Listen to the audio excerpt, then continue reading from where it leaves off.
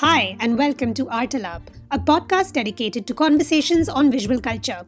Today, we have with us Meher Manda and Mayuk Goswami. They are the co-creators of Jamun Ka Ped, a webcomic series that since the NRC CAA protests of the winter of 2019 has been chronicling and commenting on the political and social crises that have been raging in India under the Modi administration, including, of course, the farmers' protests against the 3 agriculture laws enacted in September 2020, which we discussed in Artalab's third episode. On today's episode, we discuss the webcomic as a self-consciously political form, how the internet has affected traditional graphic or strip design, and the hostility that Indian artists are facing from the state. Meher Manda is a poet, short story writer, journalist and educator originally from Mumbai, currently based in New York City. She earned her MFA in fiction from the College of New Rochelle, where she was the founding editor-in-chief of the Canopy Review. She is the author of the chapbook Busted Models, and her poetry, fiction and non-fiction has been published or is forthcoming in Catapult, Epiphany, Hobart, Sporklet, Peach Mag, Cosmonauts Avenue and elsewhere. As a journalist, she has written for The Juggernaut, Bustle, Scroll and First Post. Mayuk Goswami is a storyteller who is working in the nebulous, multifaceted cloud of art and technology, trying to conceptualize new narrative forms and visual crafts. He creates hand-drawn animated music videos and GIFs when not busy producing and writing for digital and mixed reality experiences. Welcome to the show, Meher and Mayuk. It's great to have you with us, and thanks for agreeing to come on Artalab. Nice to be here. Thank you for having us. Before we continue, I'd like to let our listeners know how to access the material accompanying our conversation. To view the images and other material being referenced and discussed in the episode, click on the link in the show notes to access the guide. You can also find the link to the guide for each episode in our Instagram captions and tweets. So, I know you guys have been on, political podcasts and you've talked about the political aspects of your work, but I want to focus on some of the more artistic and visual elements and design elements. And of course, as we know that they are not independent of the political, and often these things are co-constitutive. I first came across Jamun Ka Ped in the aftermath of the Delhi pogroms in February 2020. On your Instagram page, I saw that you'd started sharing the series online from the 18th of December 2019, soon after the CAA protests, against the backdrop of the police violence at Jamia. The police broke into the Jamia Millia Islamia campus and assaulted students. And this happened, of course, in Delhi, in the capital of India. This wasn't the first time that this government had unleashed havoc on its citizens. What provoked you into developing and sharing Jamun Ka Ped at that point? I think that there's always been a concern on both our parts about the current administration ever since the sort of majoritarian Hindu right-wing government took over India in 2014 and then again with such a stellar majority in 2019. And so there always has been, whether in our conversations or whether, in the way we engaged with journalism or art and literature about the danger of a majoritarian government. However, last year, a couple of things happened. When Article 370 was abrogated in Jammu and Kashmir, which for people who don't know, rid the heavily militarized region of its autonomy, and it was done without the consultation of stakeholders in the state, and many of the state leaders were house arrested, and a long, intense ban was implemented on communication in the state. And so when that happened, it felt like a sort of signal to some accelerated doom to both Mayuk and I. And we became a little bit more, I think, careful and a little bit more cognizant of everything that was happening. We were watching things very carefully. Then, of course, you had the Babri verdict in November 2019, which effectively, made it judicially possible for the right-wing Hindu majority to have access to the land where the Babri Masjid once stood, which was destroyed by Kar Sevaks again in 1992. And then things came to a head when CAA and RC were sort of conceived and thought of as a sort of a symbiotic process in December 2019. So at the time, it was announced that it would be CA was passed, NRC would be passed, nationally implemented, within a year, and suddenly protests broke out all over India, as you mentioned, on campuses, on college campuses, in the streets, outside consulates, internationally. But of course, the biggest brunt was borne by students of Jamia Millia Islamia University and Aligarh Muslim University.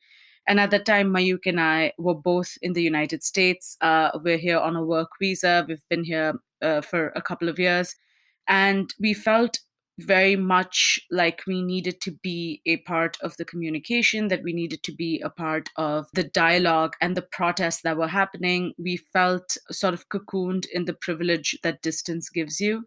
When protesters on the streets were, being beaten up, were being brutalized by police violence.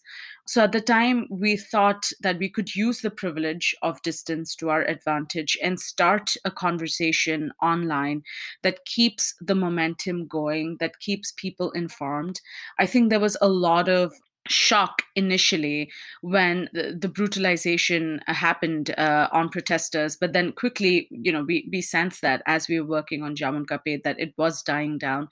So Jamun Ka Ped began as a way to keep the communication alive, to keep the communication consistent, to amplify the voices on the ground, to make sure that no matter what happens, people cannot forget about it. So that was the intention that we started Jamun Ka Ped with. Just, we felt guilty of being away, and we wanted to find a way to make sure that we could amplify the voices on the ground. Yeah, I mean, since the whole Babri Masjid verdict, Meher and I were like kind of talking about like how we can kind of, have some kind of a conversation that we can like kind of put out, some kind of a work that we can do together. I have known her since like 2015 or something. And we were always like kind of like figuring out ways to like do something.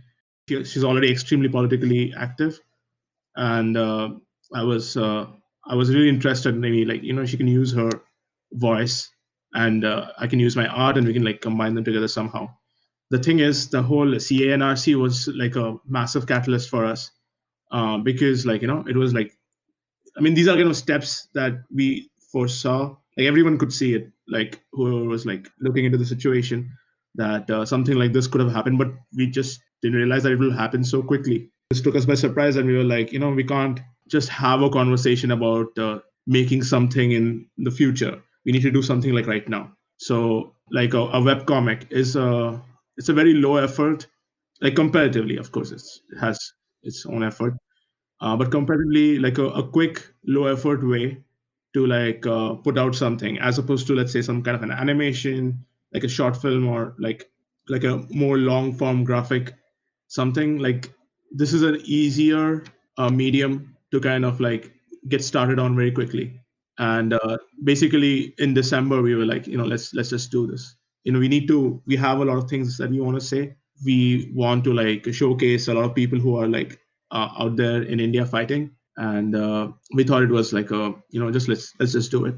Right. I mean, it does seem like the webcomic has this sort of aesthetic of expediency, and this kind of it lends itself to a certain kind of time sensitivity as well, right? Because even after the protests and after the spate of horrific violence that the state unleashed against its citizens, from December last year, the resistance to which was sort of squashed by the pandemic, you've kept making work right up to the farmers' protests that are raging in India today.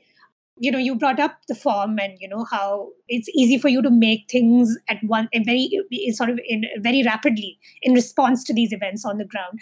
I thought we could talk a little bit about the graphic strip form or the comic strip form, and we can maybe have that discussion as well about what the correct term is, because I know this is a highly contentious term within the community of artists who deploy it. Beginning with Arijit Sen's River of Stories in 1994, all the way back in 1994, which narrated the story of the Narmada Bachao Andolan through the lore of the indigenous communities which have a stake in it, in the river. The tradition of the graphic or comic strip as a deeply political form has been part of Indian visual culture, right? And other well-known examples are, of course, Vishwajyoti Ghosh's Delhi Calm, which was set against the emergency, and Nasir Ahmad and Saurabh Singh's Kashmir Pending. We've been talking about the abrogation of 370, and their work seems incredibly prescient in a way. Why do you think that this form lends itself to such a stridency or a confrontational quality? Meher, do you want to start? Sure. I think, as Mayuk rightfully mentioned, at the beginning, the farm was a medium we turned to because of convenience. At the time, we wanted a way to combine both of our strengths as thinkers and as artists. And also, with the recognition that there is a bit of a attention deficitness on social media. As a journalist, I know personally, what forms are more widely available and more widely read. We also wanted to choose a medium. We also wanted to turn to a medium that was able to be more accessible, that could be more sort of pithy and visually concise and yet expressive. I think, there's so many incredible journalists on ground who were doing long form reporting at the time that the protests were going on. So the webcomic became a way to retain the sort of visual memory of the images and the videos that we were seeing on ground, to recall them, to retain them, to reaffirm them, to insist on them, and also provide a textual backdrop, a pithy textual backdrop to everything that was happening. Personally, I love graphic novels. I always have. I love webcomics, especially those that are made politically. Of course, in India, we have sanitary panels. Internationally, we've known of Joe Sacco. So this idea that we could borrow that medium, and then we could create a comic that is both pithy and expressive and to the point, but that also makes space for nuance and conversation, and acts as a conduit to long form, more in-depth narrative journalism, whether that may be in graphic format or in pure textual format. So I think of the work we do, or the webcomic that we have, as a conduit for anybody who's interested in what is happening, who comes upon it because of the sort of how such kind of media gets proliferated on Instagram, who comes upon it and who wants to read more. This can act as a conduit to work that is more exploratory. Right.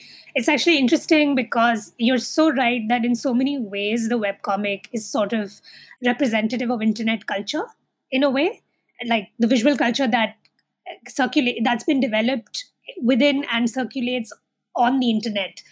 Because I was also thinking about what you just said about these images and videos that came out of the pogroms and the protests and this sort of nationwide upheaval in response to these draconian laws. And some of these images and videos were absolutely horrifying. They were shocking, and they were so they forced you to look at the violence and respond to it. And in your webcomic, you've kind of incorporated that. So there does seem to be a kind of this use of the photojournalistic and the televisual as well, in terms of the organization of space. You seem to play with both of those things, both of those modes. You often have, for instance, frontal shots of figures with a text beneath labeling them, as we see in TV news channels in some of your in some of the works.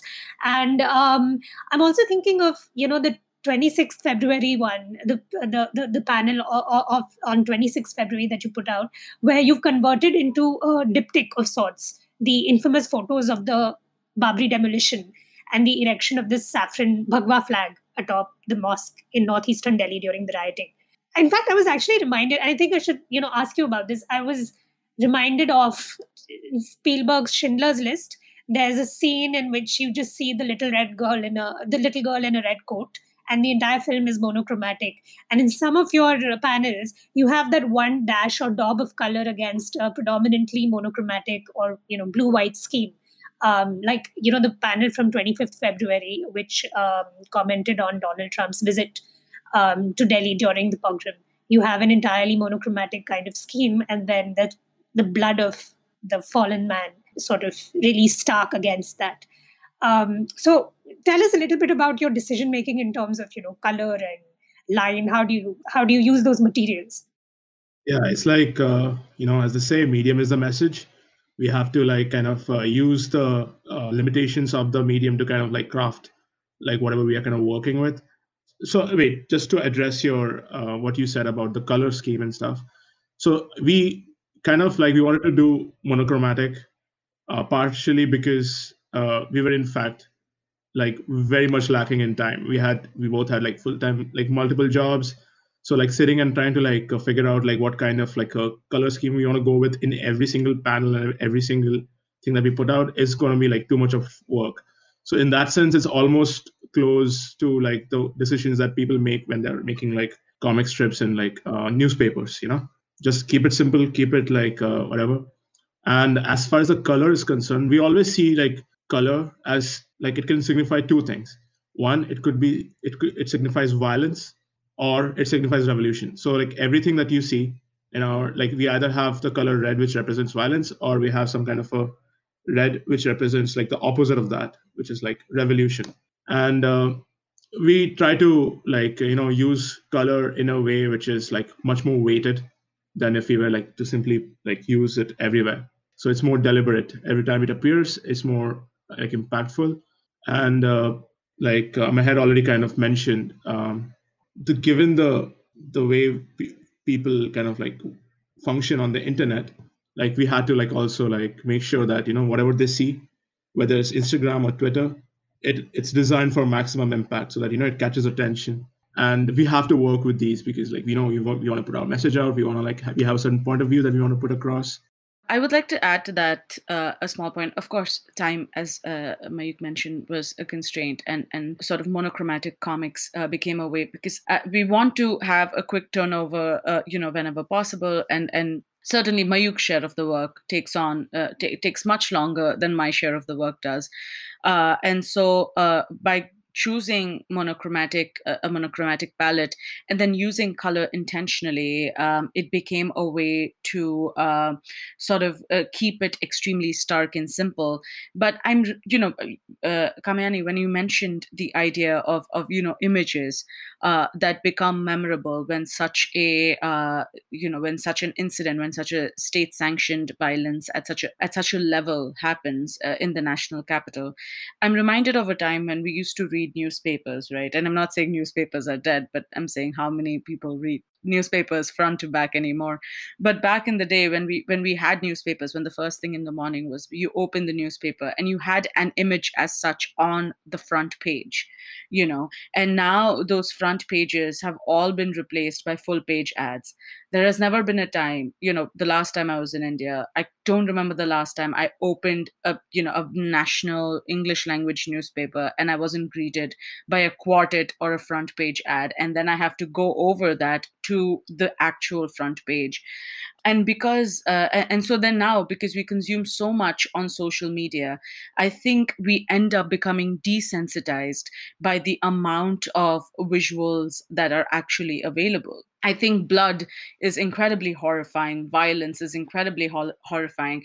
But 10, 15, 20 horrifying images later, the horror feels less in your face.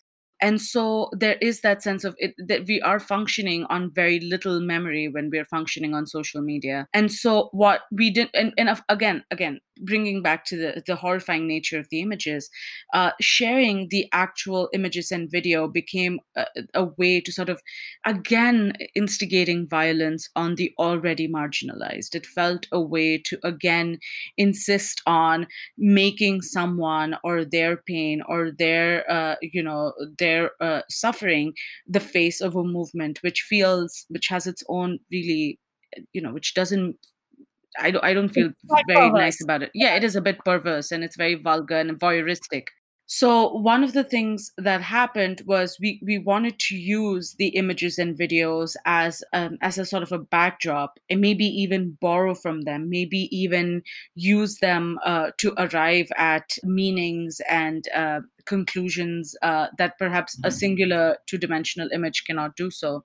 So that certainly, that inspiration lay there. And also, one of the things the monochromatic palette did help, of course, is also bring a certain starkness and seriousness to, social media. Our most active space, our most popular space right now is Instagram. And we know how sort of airbrushed and photoshopped and sort of picture perfect Instagram can be. All of our personal pages are like that. So it felt good to use Jamun Ka Page as like a very sort of a, as you rightly mentioned, a sort of a photojournalistic, very stark, very serious, very intentional space that when comes up on anybody's Instagram feed, sort of breaks the clutter of what Instagram usually looks like. So it worked twofold in that way, certainly. Well, also, I think it's important for us to like use the power of repetition and to keep like showing all these images and in like maybe even in slightly different contexts, but to keep bringing them back. I think it's definitely a thing that we want to keep doing. There are a lot of like amazing things that like amazing in a terrible way, of course, that capture a certain moment, and we want to make sure that we burn that into our zeitgeist if it isn't already. We are living in a very Andy Warhol, post Andy Warhol kind of world, and it's important that we keep like pushing like the same images over and over again, like maybe slightly change, slightly to point out a certain thing. Yeah. Yeah, I think like there's a certain attempt to subvert the exhaustion that sets in because of living in an image saturated culture, right? And it's like I think we were the last generation that opened newspapers, so we're bringing that back for Zoomers. Definitely reframing and infusing with gravitas, in some sense, the interwebs. But also I think what's interesting is to kind of further explore this adoption of the webcomic form. It's also being reworked, like you guys have been talking about.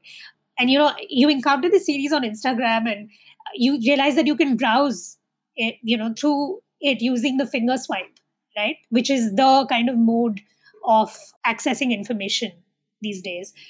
It's a very different experience from the classic comic strip or graphic narrative because of how the transition between panels and the organization or configuration of space on a page is, or even the visual markers, that signal a shift in time and space. That's all changed drastically with the swipe logic.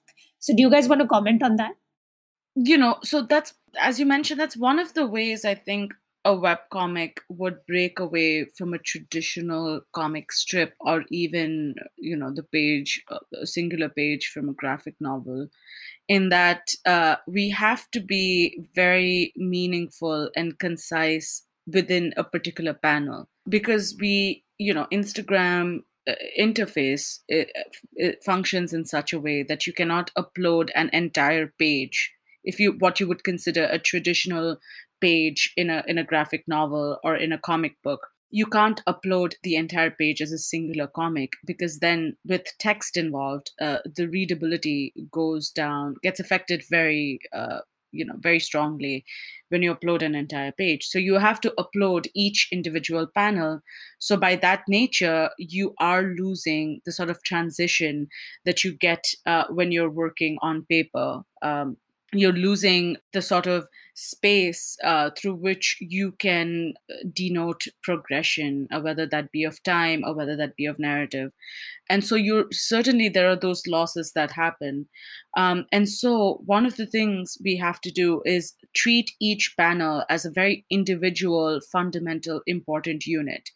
Each panel in our comic can't just exist because it always has to lead to the next one. We are focusing on narrative transition and not necessarily time-based transition.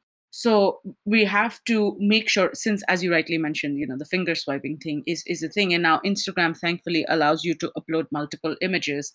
We have to make sure that the opening image is striking enough and the sort of caption is striking enough for somebody to have to scroll to the left and go on to the next panel. And so that way we're guiding the story.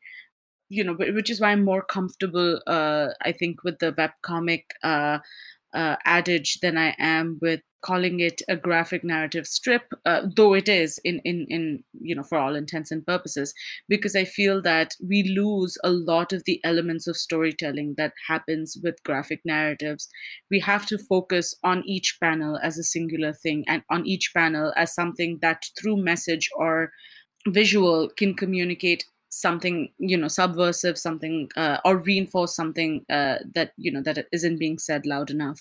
I want to qualify what Meher is saying by saying that the loss that she's mentioning, right? I mean, I wouldn't characterize it as a loss. I think the Instagram webcomic environment is a thing that is a thing that exists in and of itself. It has its own set of rules. It has its own set of conditions and all that stuff, limits, and it also the fact that there is one panel appearing at a time. It also kind of privileges the amount of focus that is on the graphics as opposed to what's on the text. So the text has to be really, really strong for the real estate it kind of occupies on the panel.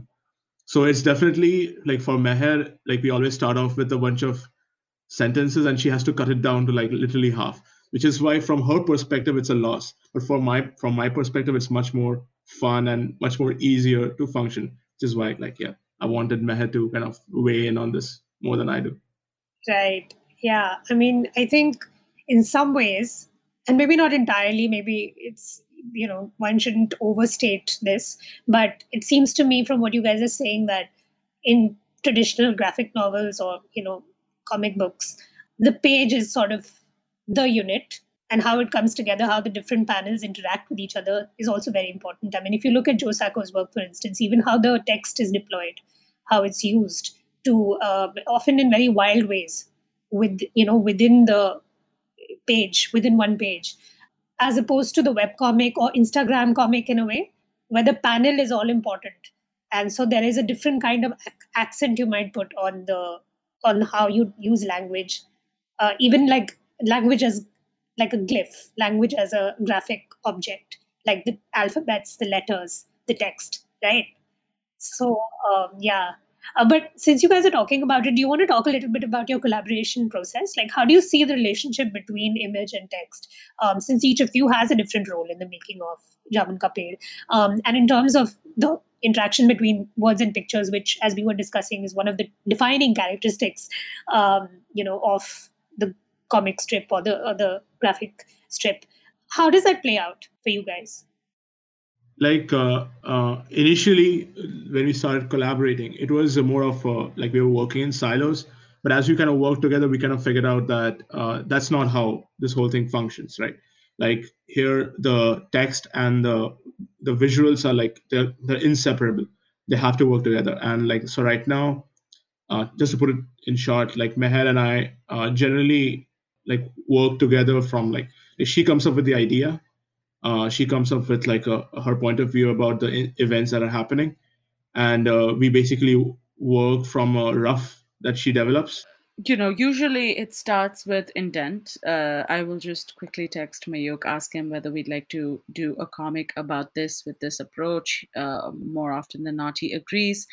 And then the next thing I do is I sit down. I obviously do a bit of research. I read, so that all of that is part of the process. And then there is a process where I'm thinking about how many panels will this comic have? Does it need to be extensive? Because there is a limit, again, on Instagram that you can only upload 10 images at once. So we try to keep whatever comic we make under 10 panels, which when an issue is sort of more nuanced than that, then we have to think about whether we can have separate comics. We try to keep each comic as short as possible, again, owing to people's attention span. And then, I try to think of, in my research, if I do uncover a very memorable image or a very stark, video that has sort of come up, and can we take imagery from that? Can we sort of recall the memory of whatever has happened through our work? And then I try to make sure that we can incorporate it in somehow. What I do is at a fundamental level, I think of what the text will be for each panel and what the accompanying image can be.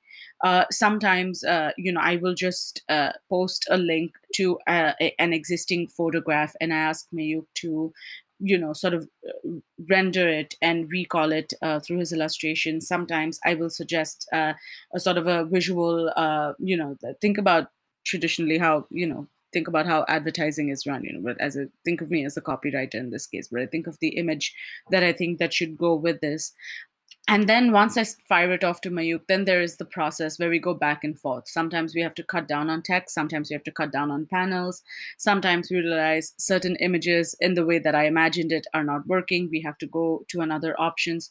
So, I think this pretty much explains why there is a constraint of time in how we work, and why we have to be a little bit more sort of prudent in the way we sometimes use visuals. Sometimes we have to opt for things that might seem easier in the moment, simply because we don't have enough time and we need to put something out soon, given the severity of the situation.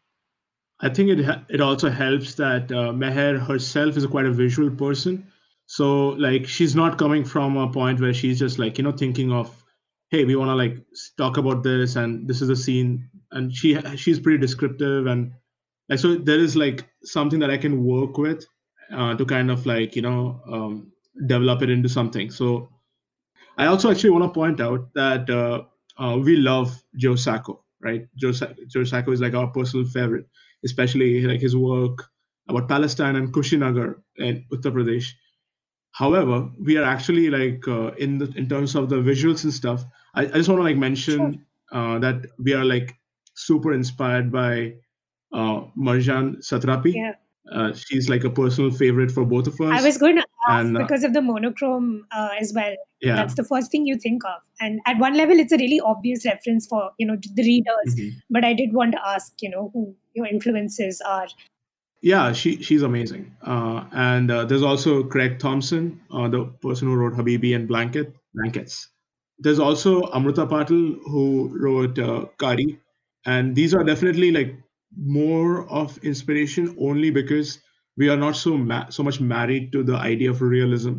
We want to like be more expressive about the kind of things we kind of like put out, because we first of all we don't have time to go through the process of making like hyper realistic art, like especially the backgrounds that he makes and stuff. And we want to like we have like 4 panels, and in 4 panels we have to express the horror of something, right? And I think that's like Satrapi and Amrita Patil. I think they do amazing like job in kind of expressing that kind of like a inner emotion. Yeah, it's also interesting to think about this kind of tension between realism as an aesthetic mode and the real as content. Like that's what one kind of creative nonfiction can be, right? Whether textual or graphic. What do you use to make? Like, what's the technology involved? Do you use hand or do you use software? So I use my hand and software. Like I have a Cintiq, and I'm like drawing. It's like a drawing tablet, Mm-hmm. and like I have a stylus, and I kind of like draw straight on like on the software. I use Photoshop to make my stuff, and yeah, it's been handy. I've been using it for the last 5 years or something, and yeah, it's like I started out as a sketch artist. Like it took a while to transition into digital medium, but like I think it's just easier to like not have to buy the equipment to keep drawing on paper in like an expensive place like New York, where like one drawing pad costs you basically $30 or something. Oh wow! Yeah, it's pretty. Yeah, No wonder you're it's not having breakfast. I have like when I'm a lot of times when I am like kind of like making my roughs and stuff, right? Kind of try to ideate on paper sometimes, but like that was in the beginning. Like now that Meher and I have like kind of like a kind of a flow that we have established, I think her like understanding of the visual language kind of makes it easier for me to just like I don't have to do that anymore. I can just like straight away go on and make the final stuff. Right. I also wanted to ask you, like I know that the title of your webcomic, Jamun Ka Ped, was inspired by a short story of that name by this Hindustani writer, Krishan Chandra. And I think the story was published in the 1960s first.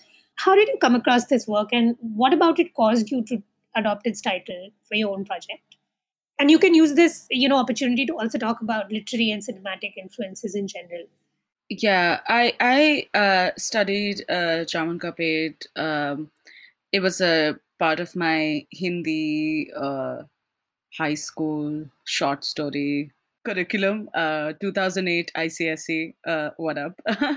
I loved that story at the time. I still do. There was so much pathos in that story. To people who don't know, Jamun Ka Pet is the story of a man who is going to a government office for some work, and a jamun ka tree falls on him, and he's stuck under the tree, and he's trying to get, for him to get out, the tree needs to either be cut or lifted. However, when help is called, everybody is unsure of whose responsibility it is. Some believe it is the agriculture department, some think it is, the municipal department, some think it is somebody else. And while they're figuring out, the man remains under the tree for 3 days.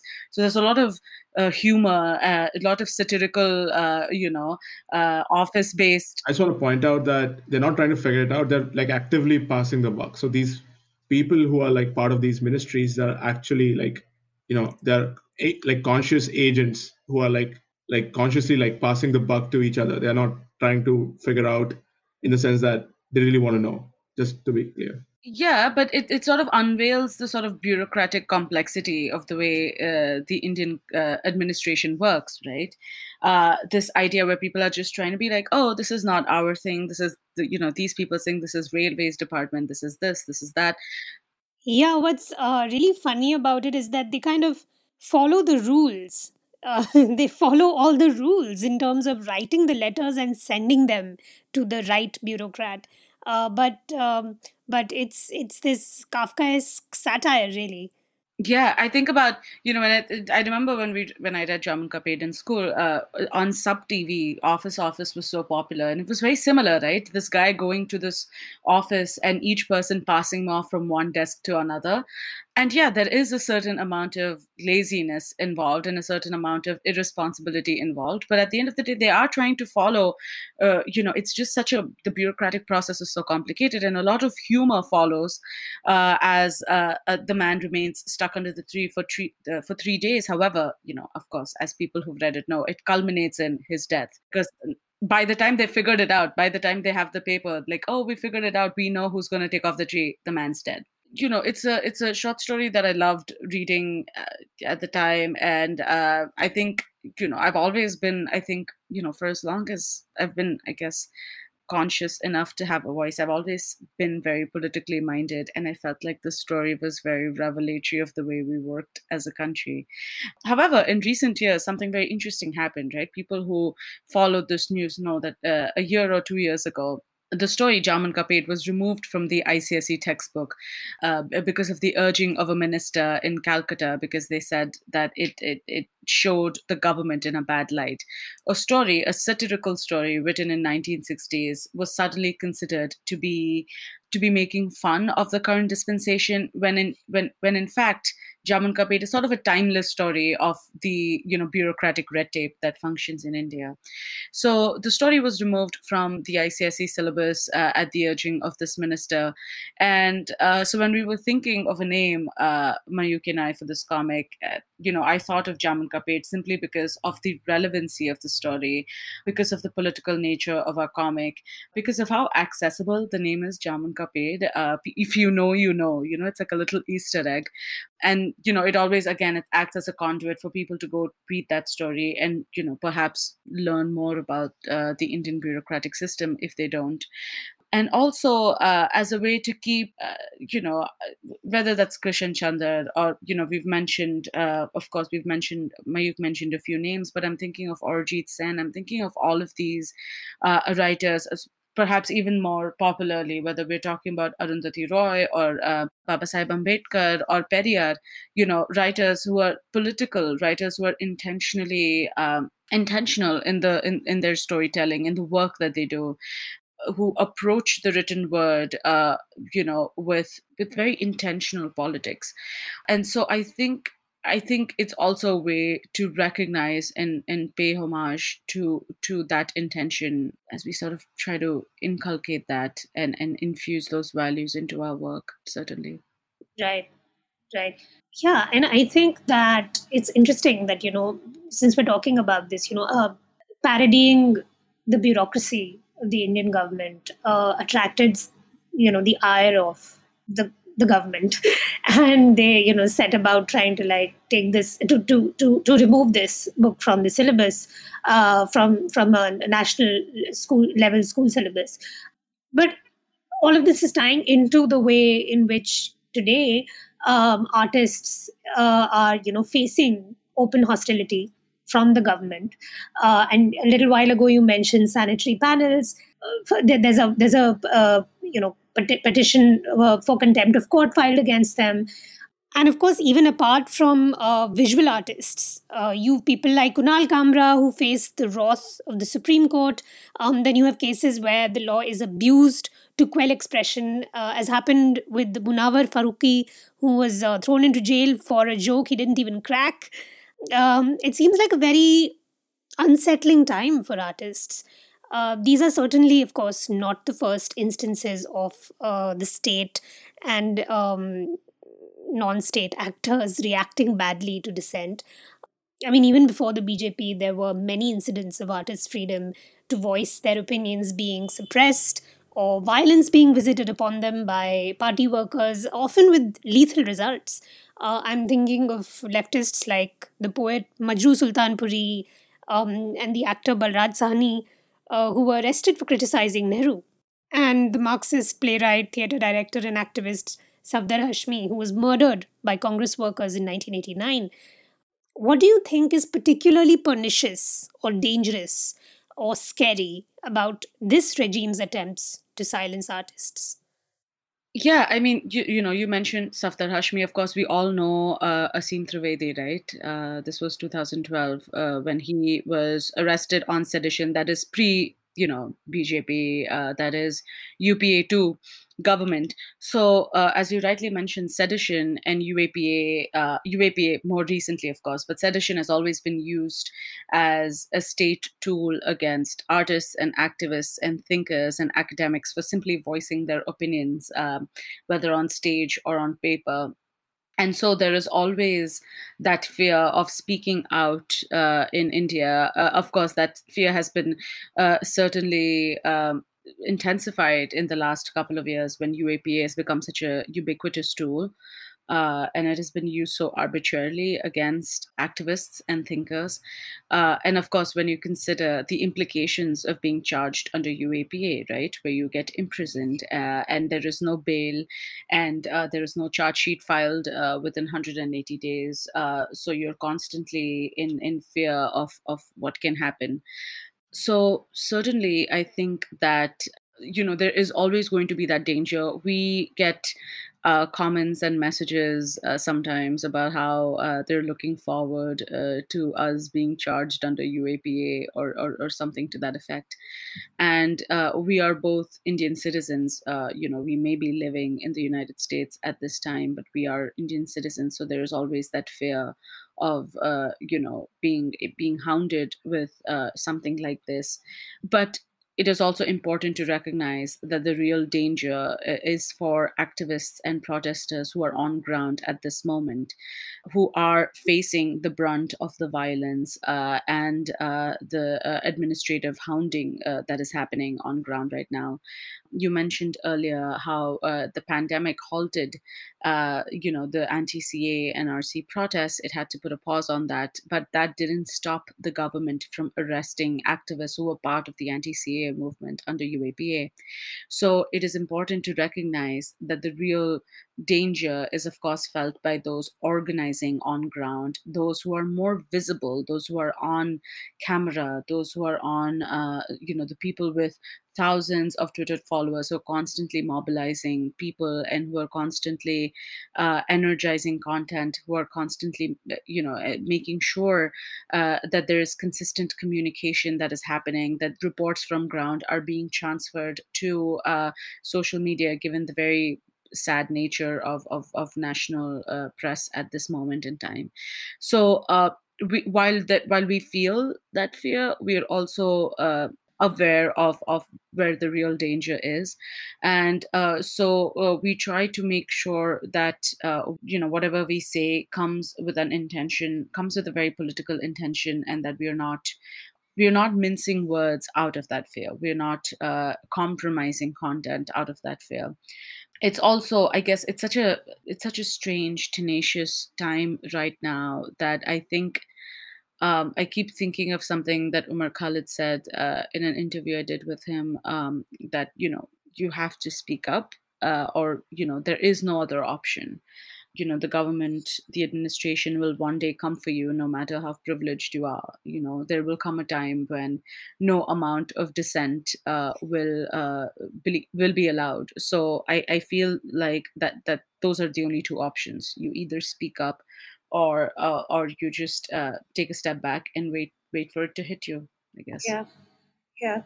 I think there's a tendency to often think of resistance in terms of being successful or not successful, unsuccessful. And, the value of resistance in and of itself as an ethical imperative often gets lost, right? Because that's exactly it. Like you have two options. Either, you remain silent and be complicit with the administration, or you fight the good fight knowing that you probably won't win, but you don't do it for that, right? You do it because it's the right thing to do. On that note, I did want to ask you, that by 2016, the relationship between reportage and the serial graphic strip, the serial graphic form had been established, with the release of a book like First Hand, which was a sort of a collection of graphic nonfiction from India, an anthology of graphic nonfiction. What kind of contribution do you think that the form makes to journalistic or non-fictional storytelling or truth-telling, since the stakes are so high, in a context like India, where, as we were just discussing, dissidents are being thrown into jail or charged with offenses with alarming frequency? In my opinion, I think the more avenues of reporting, if it exists, it's an inherent good.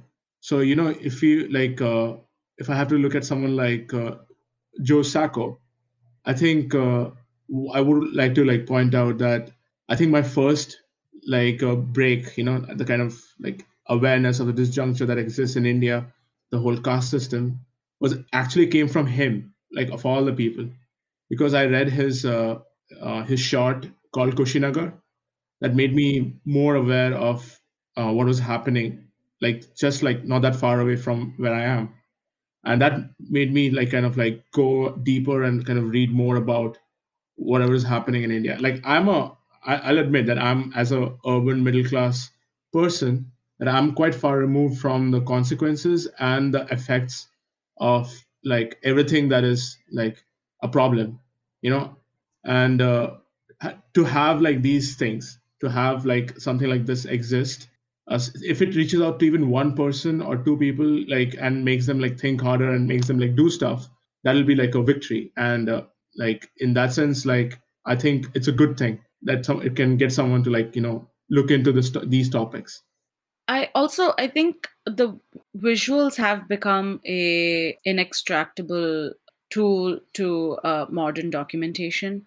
I think that long form journalism, I love it, I devour it, I want to do more of it, but doesn't often translate into quite the same readership and access, doesn't have the same kind of accessibility as more visual forms do. I think modern platforms and publications are sort of opting for media that is a little bit more dynamic, that is more symbiotic, that involves the viewer in a more engaging way.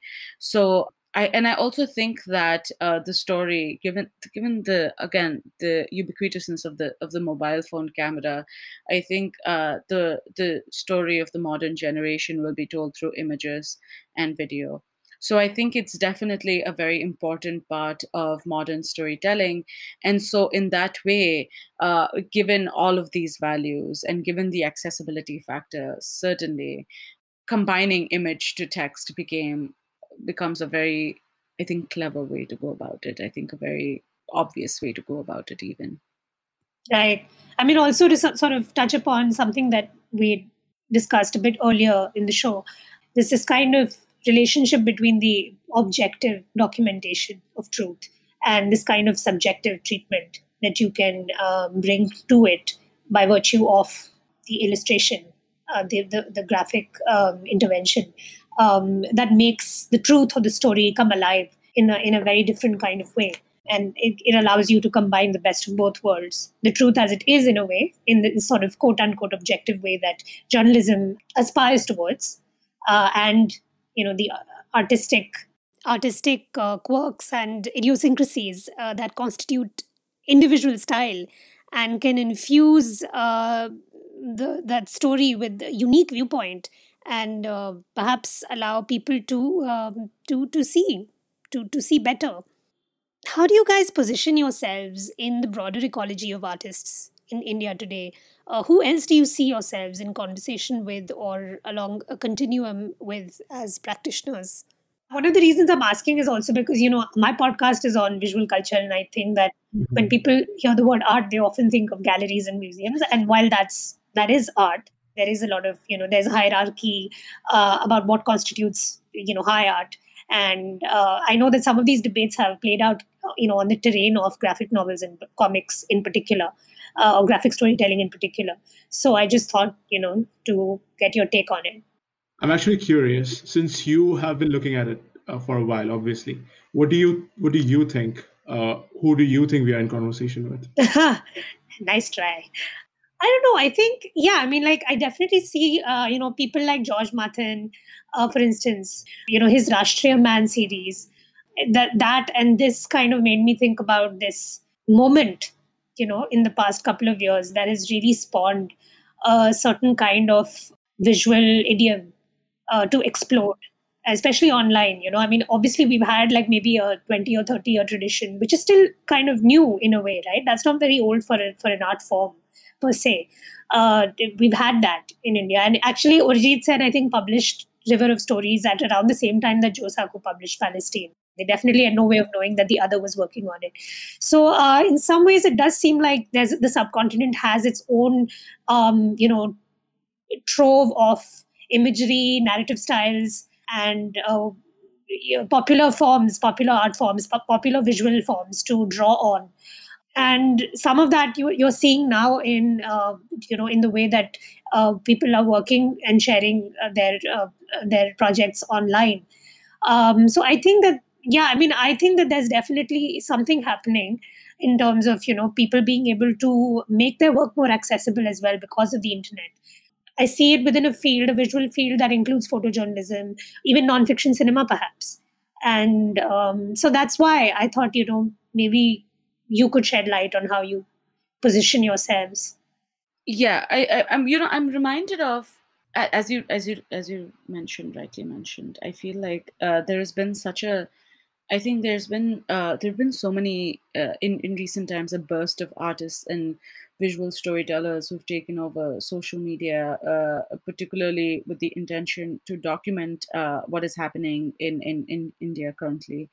I'm reminded of the students at Jamia. I'm thinking of one in particular. I can't seem to remember their name, but I'm thinking of all of these students in Jamia. At the time, there was so much misinformation that was being peddled when the protest at Jamia was happening, when the violence was happening. We all know the sort of doctored videos that were made available from AMU and Jamia and were circulated by the BJP IT cell. And I'm thinking about all of these students who mid-protest were, pulling out their mobile phones and their cameras and taking images and posting them in real time on Twitter and Instagram, and whose content eventually became the sort of the became the images of the protest and the movement and the anti-CA movement, and that we eventually, took inspiration from at Jamun Kapet personally. I think of us. I can't, I can't think of a singular artist or a singular person that I think our work is in conversation with. I think our work is in conversation with every single person who is documenting a protest and uploading that on Instagram, who is, creating an infographic, who is sharing an infographic and making sure that it proliferates, that it is seen by more eyes. I think we are in conversation with every single person who arrives to their social media pages with the intention of making sure that communication is shared, that images are shared, that information is that responsible information is shared, in the sort of white noise of fake news and right-wing propaganda. So I certainly think that we are in dialogue with every single one of these persons.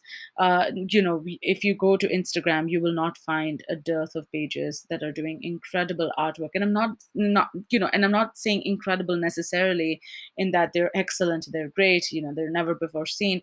I'm talking in terms of pure marrying form with meaning, right?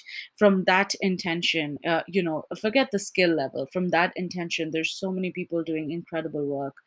We get at Jamun Kapet, people message us their info, their images, their designs all the time. And it's incredible the kind of work that is being built. So I think we're definitely in conversation with every single one of these people.